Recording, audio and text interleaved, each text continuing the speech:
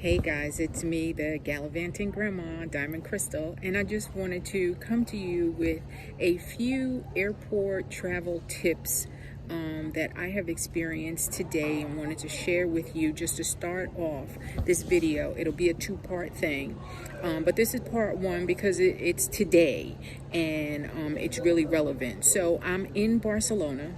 I'm at the airport and flying back to the States. All right, so having said that, please, if you come to Barcelona, it's a huge city.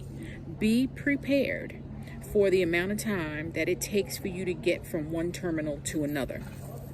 This is also the case in airports like Mexico City. Do not underestimate the amount of time that it takes to get from one terminal to another. Yes, there is an airport shuttle, but in Barcelona, you do not actually arrive in front of the airport at like a metro station or anything like that from the train. So you have to walk through the little tunnel that connects the train station to the airport. And then if you are going into the States, you are going to need to get to Terminal 1. That shuttle takes about 15-20 minutes. So I say all of that to say this: make sure that you give yourself ample time, because the last thing that you want during international travel is to be running through these airports, trying to catch a flight. Do not underestimate, I say again, the amount of time that it takes to get from point A to point B. Also, remember that if you are returning to the States, you do, of course, have to go through the security checkpoint with your bags, etc., etc. But then you also have to go through passport control.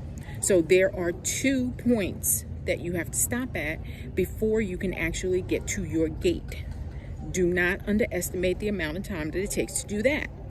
My flight is leaving out at 7 o'clock this evening, Barcelona time.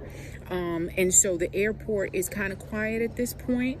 I breezed through both security checkpoint areas. But if it is, a busier time of the day, then you're going to have to really allocate time, because there's going to be a ton more people in line, right? And again, the last thing that you want to do is give yourself undue anxiety, travel stress, simply because you did not give yourself enough time. So what is the amount of time that I recommend? My flight departs at 7.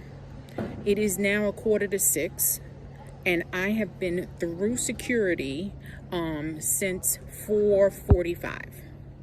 Giving myself ample time to walk the distance to my gate, which was not around the corner, grab myself something to eat, and still not be flustered. Again, you want to be able to enjoy every aspect of travel. Being in an airport, going through security, all of that can be challenging enough within itself. What you don't want to do is get in those lines. Know that you're checking your watch, because you got to try and catch this flight, and you give off the wrong attitude with the security people when they ask you to come back through again, or open your bag one more time.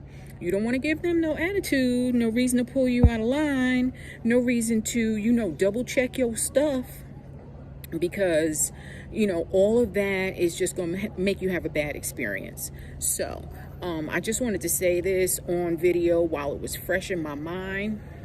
As I said before, this is going to be part of a 2-part series that I put up on YouTube. So this is part number 1. Part number 2 is going to talk about how I actually pack. People have asked me, Diamond, how do you get away with a backpack and a carry-on? And everybody knows I'm a global nomad, so I do not have a home base. I carry my home with me. So I'm going to go through that once I get where I'm going and get settled and have some time to do that. So anyway, listen, wherever you are in the world, be safe, have fun, gallivant those streets, and I will see you soon. Peace and blessings.